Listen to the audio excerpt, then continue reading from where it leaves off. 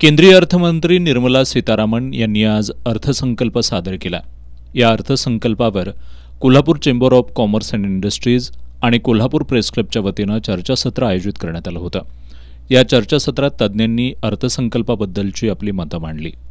Kolhapur chamber of commerce and इंडस्ट्रीजचे मानद सचिव जयेश ओसवाल यांनी उपस्थितांचं स्वागत केलं।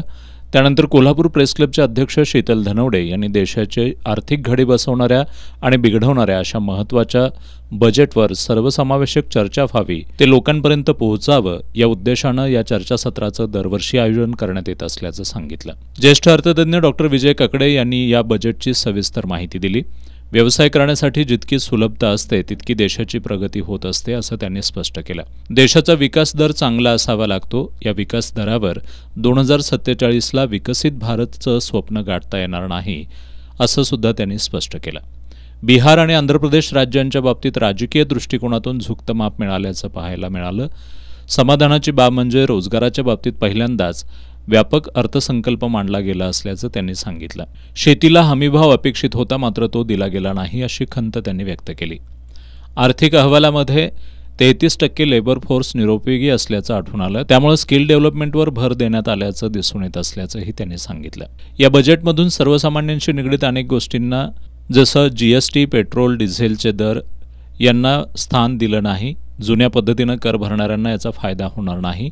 तसंच महागाई आटोक्यात आणण्यासाठी विशेष प्रयत्न नसल्याचं डॉक्टर ककडे यांनी सांगितलं। भरतात त्यांच्यासाठी स्टँडर्ड डिडक्शन हे 25,000 रुपयांनी वाढवलेलं आहे, मात्र जुन्या पद्धतीने जे कर भरतात त्यांच्यासाठी कोणत्याही प्रकारची सवलत किंवा सूट याच्यामध्ये दिलेली दिसत नाही।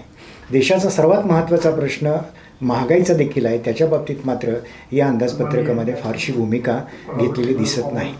पायाभूत सुविधांच्या विस्तारासाठी विकासासाठी अंतरिम अंदाजपत्रकामध्ये जी भरघोस तरतूद केली होती 11 लाख कोटीची, तीच या अर्थसंकल्पामध्ये देखील प्रतिबिंबित झाल्याचं दिसतं। हा अर्थसंकल्प वरवर सर्व बाबतीत समाधानकारक वाटत असला तरी व्यापाऱ्यांसाठी मात्र निराशाजनक असल्याच्या भावना चेंबर ऑफ कॉमर्स अँड इंडस्ट्रीजचे अध्यक्ष संजय शेटे यांनी व्यक्त केल्या। इन्कम टॅक्समध्ये आमच्या हातातून जीएसटी आणि इन्कम टॅक्समध्ये जी काढून घेतात, आम्हाला काय देतात हे आम्हाला पाहिजे होतं, पण आम्हाला काही दिलेलं नाही, पण आमच्याकडनं निश्चित काढूनच घेतलेलं आहे। त्यामुळं इकडं बोलताना पायाभूत सुविधा, रोजगार निर्मिती आणि कृषीला प्राधान्य दिले, पण आमच्या व्यापार उद्योगाच्याकडनं खिशात त्यांनी मोठा हात घातलेला आहे। त्यामुळे हे बजेट स्वागत करतोच, पण ते व्यापाऱ्याच्या खिशात थोडं ठेवायला पाहिजे होतं अशी अपेक्षा होती आमची। The institute of chartered accountants of India Kolhapur चॅप्टरचे अध्यक्ष CA तस्लीम अरीफ मुलानी यांनी हा अर्थसंकल्प सत्यात उतरणं अवघड असल्याचं सांगितलं। जीएसटीवर सरकार काहीही बोललेलं नाही याबद्दल त्यांनी खंत व्यक्त केली।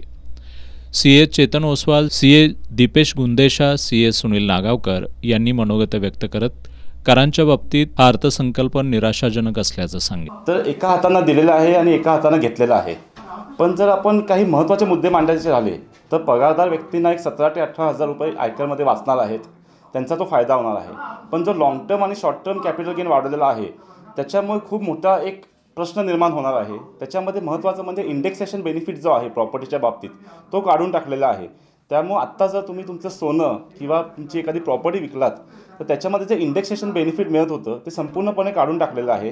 त्याचा एक मोठा फटका सर्वसामान्यांना बसणार आहे। वास्तविक करांच्या बाबतीमध्ये थोडासा निराशाजनक असाच हा अर्थसंकल्प म्हणावा लागेल, कारण भागीदारी फर्मच्या भागीदारांना दिला जाणारा जो मोबदला आहे त्याच्यावर TDSच्या प्रोव्हिजन आलेले आहेत आणि इतर प्रकारच्या मालमत्तांना बाकी कॅपिटल गेन ज्याला भांडवली नफा म्हणतो आपण, त्या भांडवली नफ्यावर सुद्धा कर देत असताना त्याचं इंडेक्सेशन मिळणार नाही आहे। असे 2 अडचणीचे विषय सोडले तर बाकी करांच्या रचनेमध्ये काही विशेष बदल केलेला नाही आणि GST आणि इन्कम टॅक्सचे रेट हे जवळपास समानच ठेवलेले आहेत, पूर्वीच्या तुलनेमध्ये समानच आहे। यावेळी Kolhapur chamber of commerce and इंडस्ट्रीजचे उपाध्यक्ष धनंजय दुग्गे, मानद सचिव अजित कोठारी, अनिल पाटील यांच्यासह सदस्य व्यापारी उपस्थित होते।